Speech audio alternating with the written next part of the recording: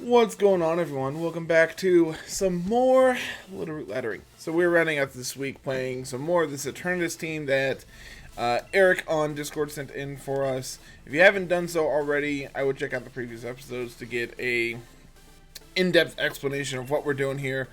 To put it simply, Eternatus is a huge damage output with being able to go to +1 with the Meteor Beam, Power Herb shenanigans.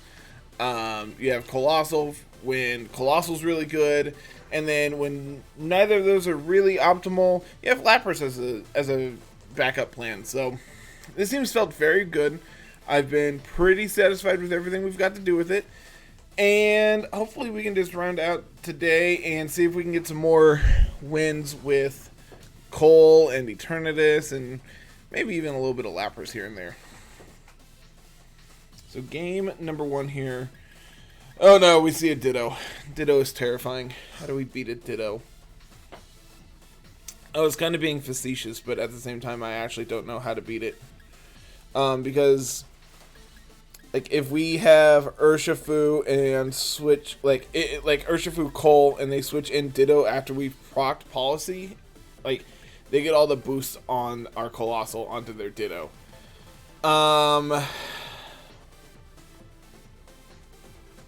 Honestly, I think this is kind of a cold game. If I end up with like Rillaboom and Eternatus in the late game. Yeah, I like this a lot.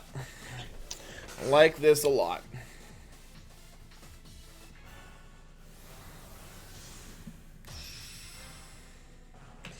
So let's see what we can do here. Like, I don't think we honestly care about the Ditto, because Urshifu is just going to be putting on a ton of pressure against them. They're going to lead Zacian and Grimmsnarl here. Kind of fine with this.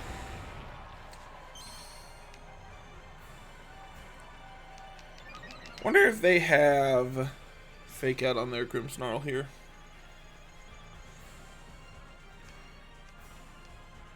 I kind of want to just double protect to see what they do here.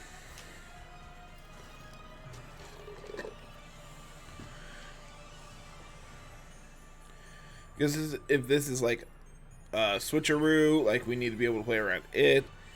If this is Fake Out, then like being able to make sure we can do colossal things next turn is great. Like, the fact that we're not wasting a turn of our Dynamax setting up in front of a potential Fake Out user is kind of good for us, so let's just see what they have going on here. There is the Fake Out. Okay. Yeah, they're gonna double my Zacian there, so that's, I mean, they're my Urshifu here, so now I'm pretty safe to go for the play here. The question is, do I want to... I think we need a Quake to take out the Zacian first, and then we're going to get a special defense boost, which is always good. And I believe since we take out the Zacian, that means if they have Ditto in the back, it'll copy Urshifu, which would be ideal for us. Because I believe Ditto copies whatever is directly across from them. I think that's how Imposter works. Not a mon I've played a lot with or against, so I'm not entirely sure how Imposter works, but, you know, we'll figure it out. Can't be that hard to figure out, right? So this could be like Light Clay going up, Light Screen going up.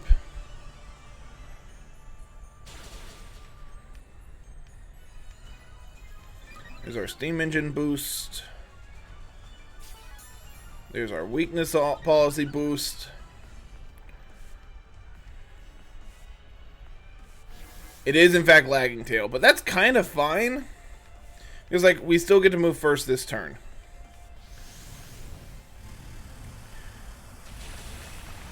So we still get to pick up the Zacian there, which is good. And we get the special defense boost all around, so that's also quite good.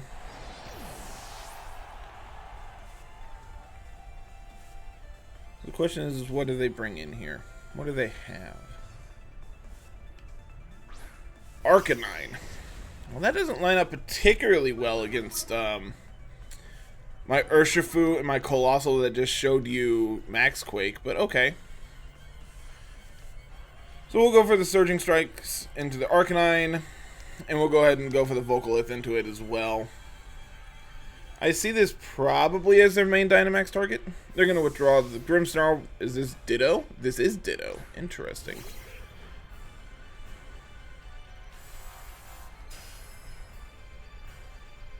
But that's fine.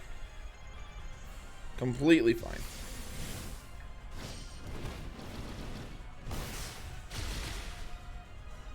Arcanine's going to go down, and then we're going to get a Vocalith into the Ditto, so that's cool. This Vocalith might actually put them in Aqua Jet range next turn.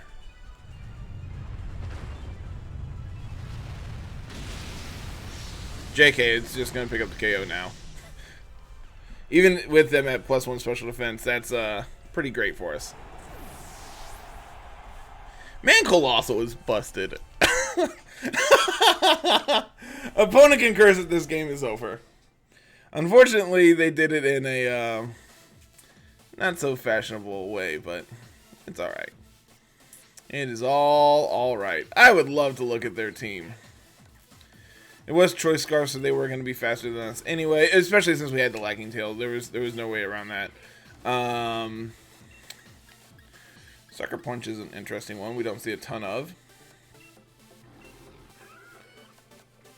Assault Vest Gastrodon. Interesting. Max Special Attack. Weird. They have an extra point into Special Defense that's being wasted because of Assault Vest, but super nitpicky things. Beautiful, beautiful Alchemy here. Decorate Shenanigans, not surprised by that. I don't think Leftovers is particularly great on Alchemy, just because this thing isn't the bulkiest thing in the world, especially in a restricted format, but, you know, opponent could prove me wrong. And just 4 attack.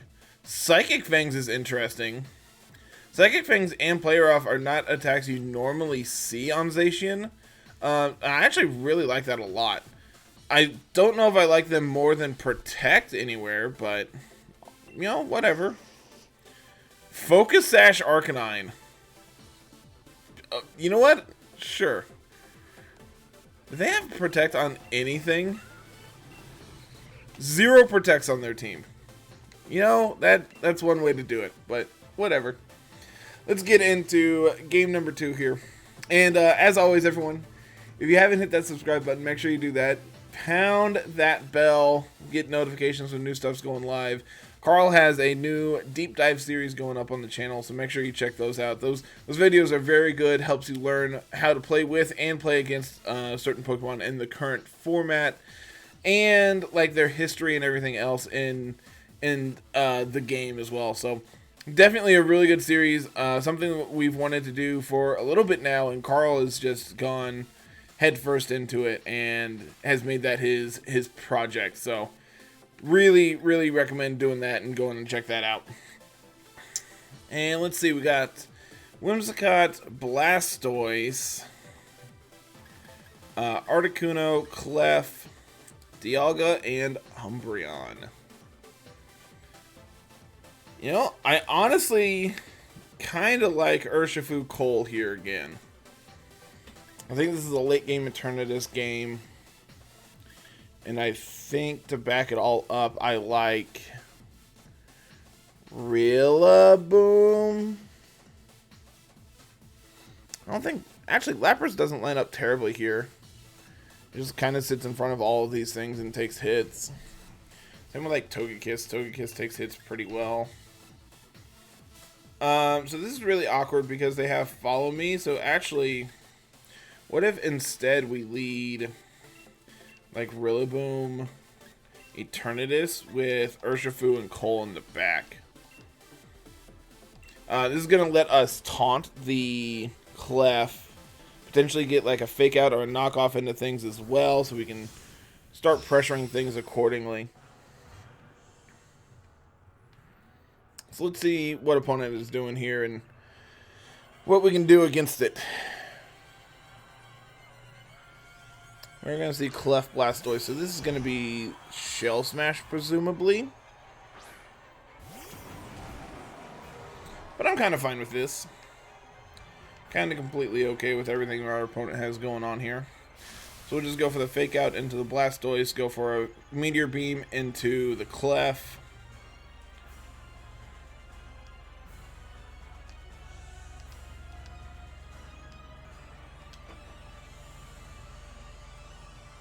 Get rocking and rolling real early in this game. I'm going to withdraw the Blastoise. Okay. I'm going to bring out the Dialga. I'm going to get a little bit of chip damage on that. That's completely fine by me.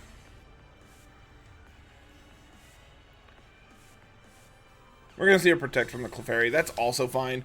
We're still going to get the +1 on the Eternatus here, which is what we really wanted to accomplish this turn. So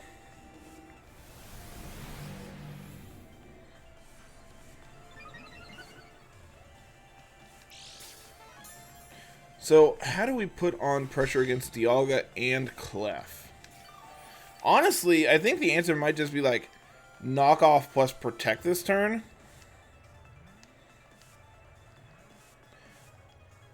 And then next turn go for like Grassy Glide plus potentially a Dynamax Cannon. Because like Eternatus is going to be faster than Dialga. So if we can take care of the Clef by potentially two-shotting it here by knock off into Grassy Glide, that hopefully is enough. Clef is not known for its natural bulk. It really gets its bulk from the Eviolite it carries, so I see a Helping Hand. That's fine. There goes our Protect. There's a Wormwind. That is going to lower our attack on the Rillaboom, which is not great for us.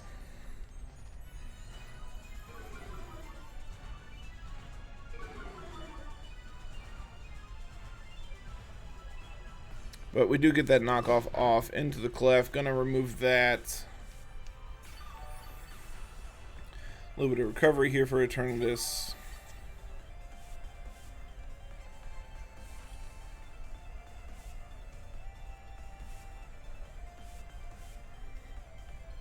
And now I think we double into the Dialga this turn. And if they want to redirect this, I'm fine with that. Like, at this point, Eternatus is going to go down, and I'm okay with that, I think. Because that lets us set up for late game Coal.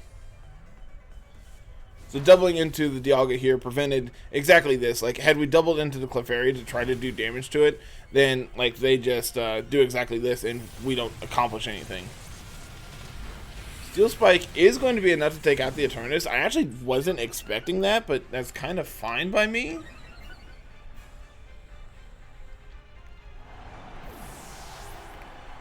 So now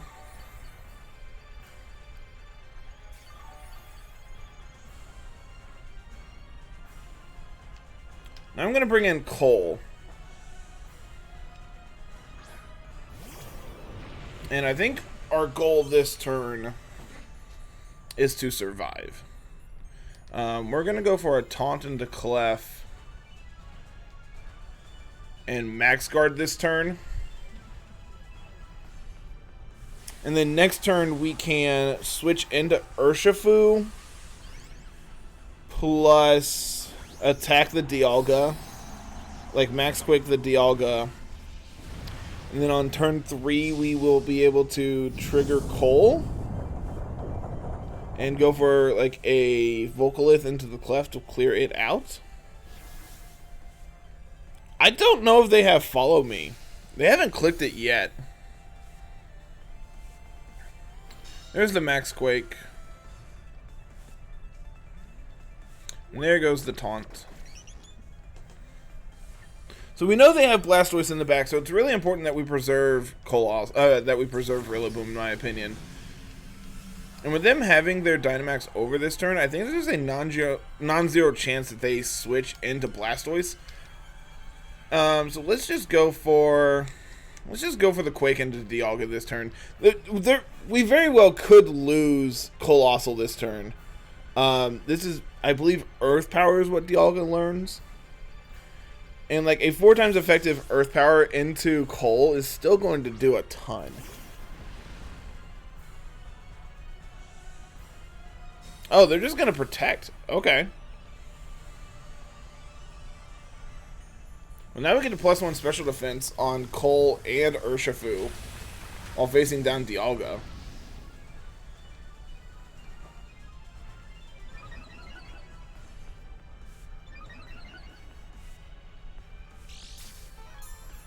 And they are policy. Okay. There's the old D-Gleam. It's kind of fine. But this turn, we definitely need to take out the Dialga. They can't redirect this. So this should be a safe Aqua Jet plus. Actually, no. I was going to say we could just close combat the Dialga, but I don't know. I think behind Friend Guard, it's not going to be enough. But I think at +2, we should be able to take the Dialga out. Please? Please be enough? I think if we don't take the Dialga out, we lose.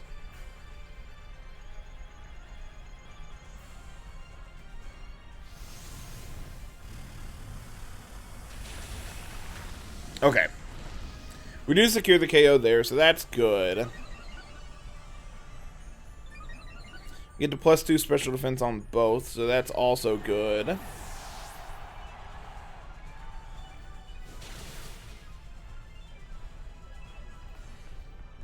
And I wonder if they bring out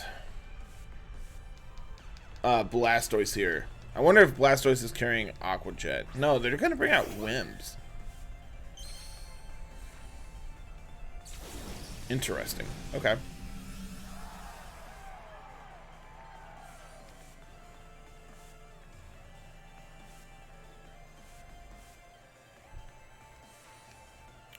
I think it's safe to go into Rillaboom this turn.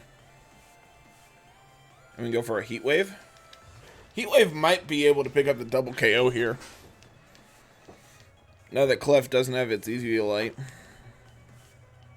Whimsicott will most likely be able to live this because they will have Sash, but we can just go for a Grassy Glide next turn. Or a Fake Out.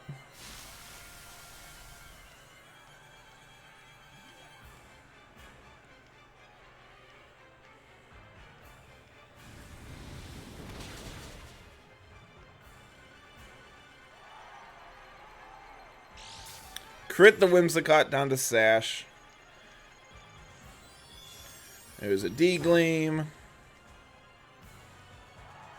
Nice crit. They're gonna Trick Room. Interesting. Well, here's the thing about that opponent. I have priority. So, like, I don't really care. Plus, I still have an Urshifu in the back. So, I think the play this turn is we can Grassy Glide the Clef and just click Heat Wave again. Because Whimsicott's not putting on pressure against my Coalossal. Like, yeah, sure, Clef can protect here. They might actually double protect. Yeah, okay. I was anticipating the Whimsicott to protect there, so I didn't go for the Fake Out.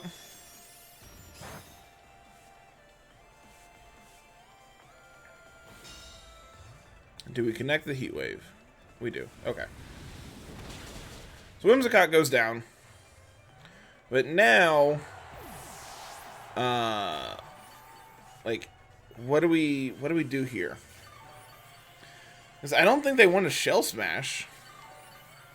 So I think the play this turn is Grassy Glide plus Protect.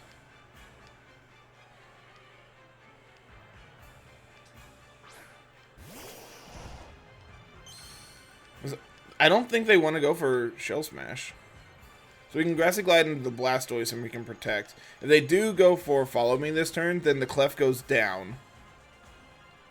So I'm fine with that outcome. And there's the Follow Me. So Grassy Glide will take the Clef out. And now it's a 1v3 versus a Blastoise with 2 turns of Trick Room left.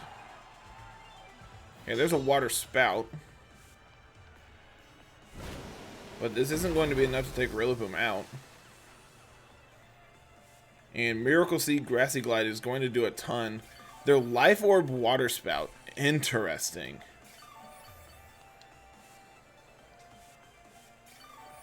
Makes sense. Like, Blastoise is a very good Dynamax target here.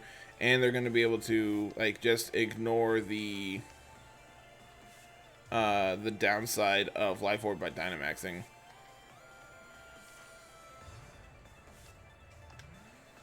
So yeah, we'll just double into the Blastoise. If they protect this turn, then it's 1 turn closer for Trick Room being done. So then the play is to switch out So if they protect that turn, we switch Rillaboom into Urshifu the next turn and protect with the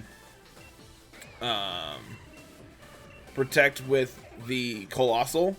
And then the following turn, Trick Room is over. So then we have Terrain is also over at that point. So then we have Urshifu plus Cole versus Blastoise outside of Trick Room. And I think we win that matchup very easily, ignoring the fact that we have Rillaboom in the back as well. So I think all roads led to Rome there, and I think it was just a matter of time before we picked up the KOs. So let's see, anything interesting here? Goggles Articuno's kind of cool. Past that, not a whole lot. Trick Room is cool. Yeah, it was in fact Shell Smash Blastoise. Yeah, I think everything else we saw. Yeah, we saw all of those moves. I don't think we actually saw the Quake. I know we saw the Draco and the Flash Cannon because they went for Wormwind Plus, but I don't think we ever saw Quake. So it was presumed that they had it, but it was never confirmed. Yeah, really interesting team here from our opponent. I like it. I like it a lot. So let's get one more in for today and see if we can finally hit Master Ball this season. A little later than last season, but you know, as long as we get there, I don't really care when. The rewards are the same for being 10,000 or being number 1, so. Alright, Gigas Weezing. Once again.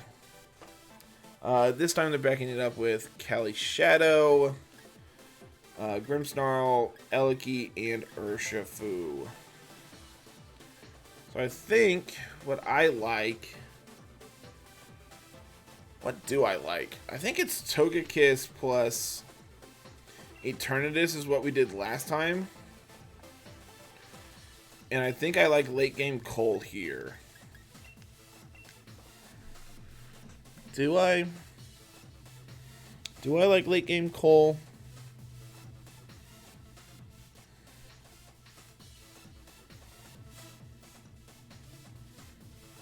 I don't think I like Lapras because they have Eliki. I don't think we have a particularly good matchup against Shadow Rider. Actually looking at this.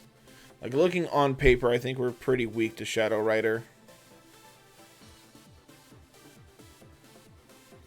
So let's lead to beat potentially Gigas, and then I think we lose to Shadow Rider. But it's alright. You know, it is all alright.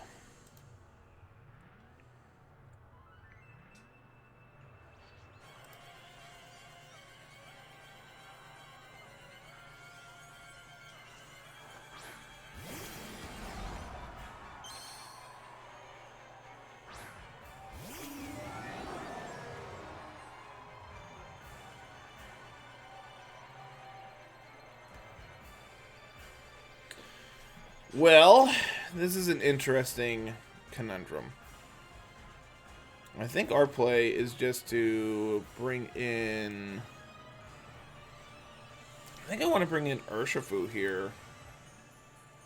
And we can go for the Meteor Beam into the Eliki, anticipating the Protect from Wheezing.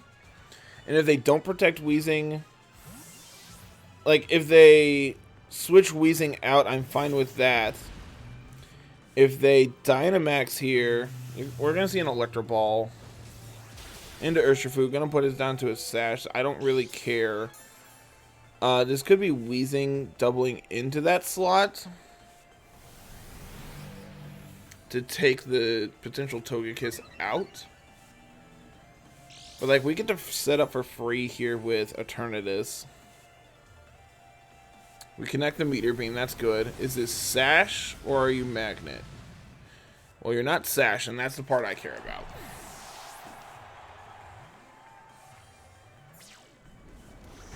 It's gonna be Clear Smog to clear out my Urshifu. That's also fine. Now I can bring back out Togekiss.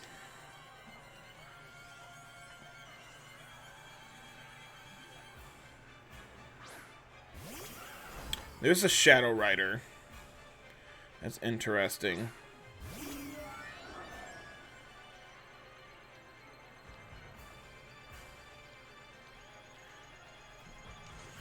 Alright.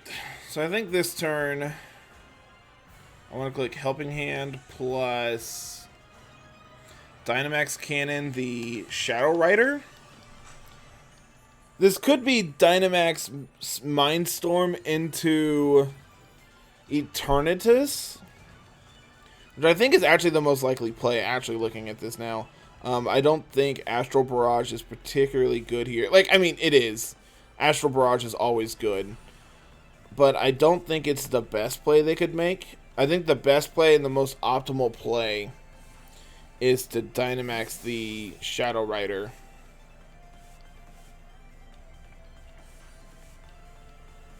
They're going to withdraw the Wheezing, bring out Grimmsnarl, so they don't even have Gigas, and I'm kind of fine with that. There is the Dynamax from the Shadow Rider.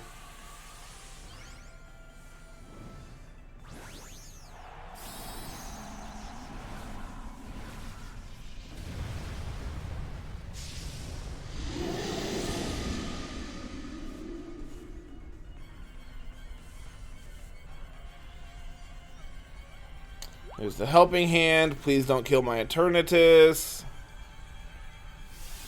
Please don't kill my Eternatus. I specifically asked. Alright, well. Oh, that's unfortunate. That's unfortunate. Went for the big brain play, got punished. Actually, I don't even think... I think the correct play was follow me there. Because if they do exactly like they did in Dynamax, then we're really not in a good position going for the Helping Hand because we don't get our attack off. Whereas if we go for the Follow Me, then we still get our attack off, and it's a +1 Dynamax skin into a Pokemon that's extremely frail. So we'll go for the Follow Me this turn. And we will go for the Vocalith into the Shadow Rider. This is probably just going to be Fake Out plus blow up my Coalossal, and then we're sad. I don't think we're completely out of this game, but I don't think we're in a good position.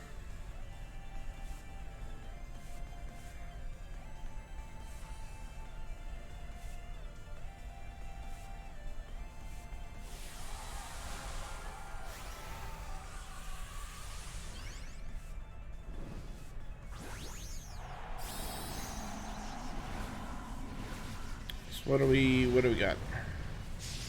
What do we got? What do we got?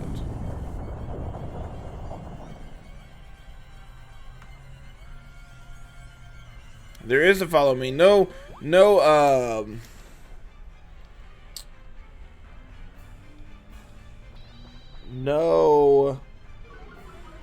Fake Out there is really good for us. We're gonna lose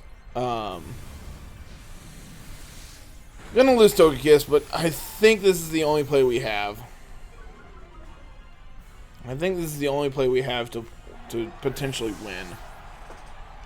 Like, if we can take out the Shadow Rider this turn, I think we win, but I don't think we're going to be able to because we didn't get our boost this game.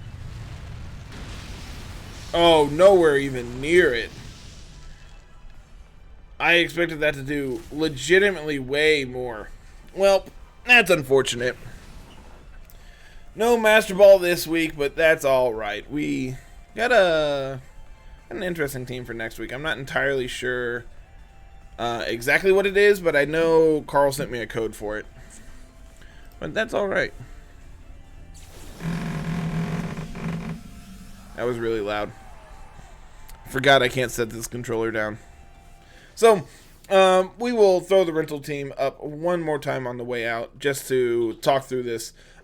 End of the day, I think we went 2-1 every day this week with it. And this team felt very good. I think